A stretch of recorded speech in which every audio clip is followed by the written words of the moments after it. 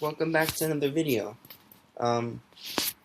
Just so you know, I might not be uploading as often. I haven't uploaded for the past 2 days, but I've just been busy with like school and stuff.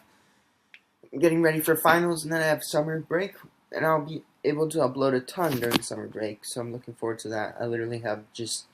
I graduate my first year of college. Like community college.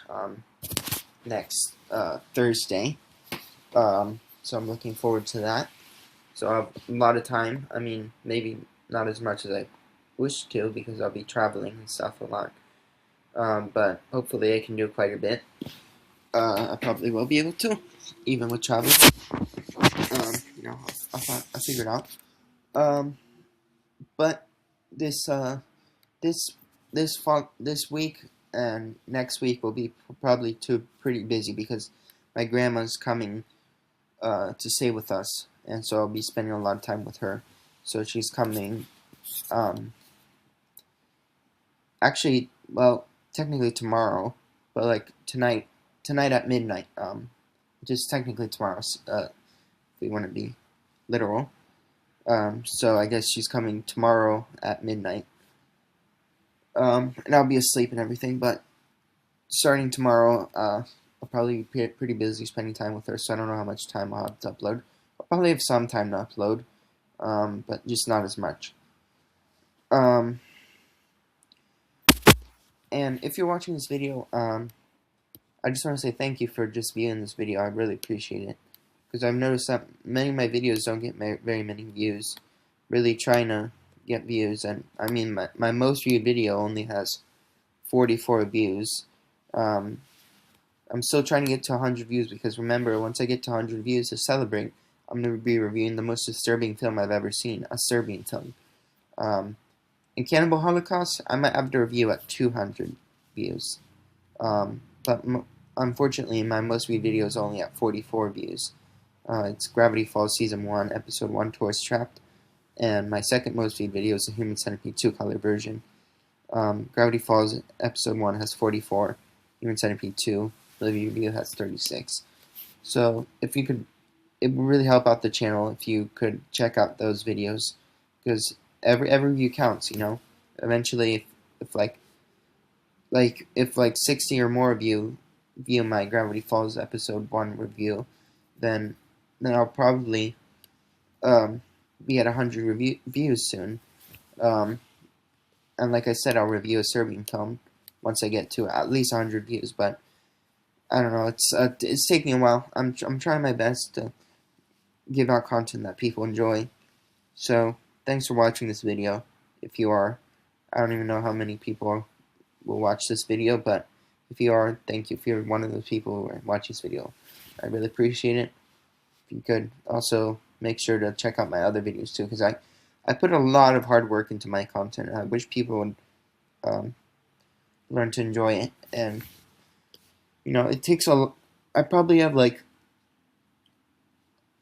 hours and hours of review time that, obviously not one video, but like over the course of my 82 videos, going to be 83 after this one. It's hard work, you know. So I would really appreciate it if you could just view my videos, because it takes a lot of work, and it kind of sucks to make all that time recording yourself, and people aren't even watching your stuff. So if you are watching this video, I don't know if you are, but thanks. I do really appreciate it. Anyway, today we're going to be reviewing Gravity Falls Season 2, Episode 1. But before we get into that, I just want to say that, you know, it might take time, but if I keep consistently uploading, I bet people will check out my content. Like, I could imagine getting like thousands of views at one point, or thousands of likes, or like even millions of views or subscribers or likes. Probably not likes, because not many YouTube videos get likes.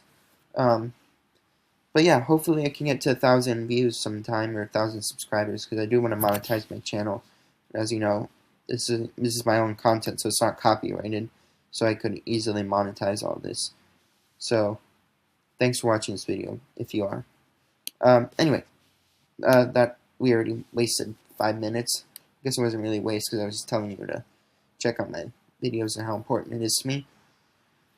But yeah, let's just get right to the review. I think this might be a bit of a longer review because I've already spent 5 minutes talking about how much I want you guys to check out my content because it's really important to me, you know. Anyway, let's get started. Scary-oke, Season 2, Episode 1. We're looking at the final season of Gravity Falls. Unfortunately, they didn't make a third one. I wish they would have. This is a really good show. But they didn't. Anyway, so let's get started with the synopsis. The episode begins where Gideon Rises left off, with Stan working on the universe portal. He reveals that he has been working on the portal for 30 years and that he is about to finally accomplish his greatest achievement. He then looks solemnly at a photograph of Dipper and Mabel on his desk, worrying they will be endangered if anyone ever finds out about his secret project, though he quickly dismisses the suspicion. He turns up the power on the machine, which causes a power surge around town that Wendy and Gideon notice. The surge is picked up by a government satellite dish. I think that Gideon is in prison now, I'm pretty sure. The surge is picked up by a government satellite dish. Once the location is identified, government agents are dispatched to Gravity Falls. The following morning, Stan is awakened by his alarm clock, having fallen asleep in the lab, and remembers that the Mystery Shack's grand reopening that day. In the gift shop, he and the twins excitedly recalled the circumstances of Gideon's defeat. Toby determined comes and asks them for a picture, though Stan declines because his camera is a cinder block. Chandra Jimenez then arrives with a real camera, and the Pines strike a goofy pose. Stan then announces an after-party, and Mabel adds that the family will be performing karaoke together under the name Love Patrol Alpha, without Stan's and Dipper's consent. Wendy arrives to sell tickets to the tourists with a successful response. Stan expresses glee that things are finally going his way, with the townspeople loving him and the Gideon smell out of the carpet. Dipper asks for his journal back, and Stan lies that it was too boring to finish, though he is shown to make copies of the pages. Though skeptical that his uncle would give up the book that quickly, he drops it and whisks Mabel off to their room. There, Dipper tells her that he is worried about not being able to crack the mysteries of the town before summer's end, and Mabel assures him that there is nothing left to uncover, but if there is, Lord Mystery Ham will find it. Downstairs, Sue spots a government vehicle, prompting Stan to close the gift shop and have every tourist leave. When Agent Powers and Trigger arrive on the scene, Stan tries to steer them away and even bribe them. Dipper, however, excitedly greets the operatives, telling them about the journal and suggesting they work together. Powers gives him his card. Stan discredits his nephew and tells his agents the boy has an overactive imagination, prompting the officers to leave, taking Stan bobbleheads with them as evidence. Stan proceeds to confiscate Powers' cards and tells Dipper to do normal kid stuff. Dipper is disappointed at losing his one chance at getting help with the mysteries of the town, and Mabel tries to cheer him up by reminding him of the party that night. As the Pines family, Seuss and Wendy, set up the party, Mabel is overjoyed that the confetti cannon is working and that the karaoke machine has some of her favorite songs. Stan tries to get out of the planned family number by saying his voice is terrible, but Mabel reassures him that one does not need to have a good voice. While Dipper and Wendy play with a black light poster, Dipper vents about losing his opportunity to Wendy, who tells him the card is likely in Stan's room. She encourages him to try and retrieve it. With her help, they sneak off as guests begins to arrive. Wendy keeps a lookout as Dipper rummages through Stan's belongings, some of which disturb him greatly, finds the card, and calls Powers, setting up a meeting with him. Unfortunately, Stan appears before Dipper can hang up as Wendy got distracted by a text. As a result, Stan sends Dipper and Wendy away and retreats into the lab. While Mabel mingles, Dipper goes off to rendezvous with the agents, finally showing them the journal. Unfortunately, the agents happen upon entries like the stomach-face, dark, and the leprechaun, which they find preposterous, leading them to dismiss Dipper as a kid with an overactive imagination. Just as they are about to leave, a desperate Dipper finds them, recites an incantation which promptly causes a zombie to emerge from the ground. While its appearance finally convinces the agents, Dipper's success quickly takes a turn for the worse as more and more zombies appear, overpowering the agents and advancing towards the party. While most of the partygoers are gone before the horde reaches the shack, mistaking the spell's backlash for an earthquake. Mabel, Dipper, and Seuss remain and are quickly surrounded. Seuss attempts to protect them, but gets bitten almost immediately after. And I thought it was pretty funny because he was like, with all the he was like, with all the horror movies I've seen, I know how to survive, but then gets bitten immediately. Like, that's crazy. I feel like I would survive a zombie apocalypse probably, at least for a while, because I know how to survive. I mean, I've watched a bunch of horror movies, so I know all there is to know about how to survive and all these rules that you're supposed to follow, to not get killed. So I definitely wouldn't make any stupid decisions if I was in a horror movie. I'd probably live.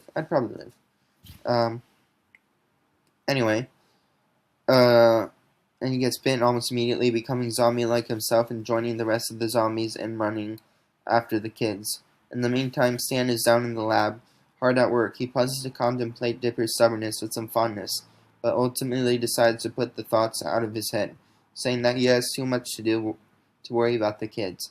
Back upstairs, Dipper, Mabel, and Waddles attempt to barricade themselves inside the shack. They only manage to block the door when the zombies break in, led by Zombie Seuss, who also showed them how to get into the fuse box. Dipper fails to find anything in the journal about defeating the zombies, finally being caught by one.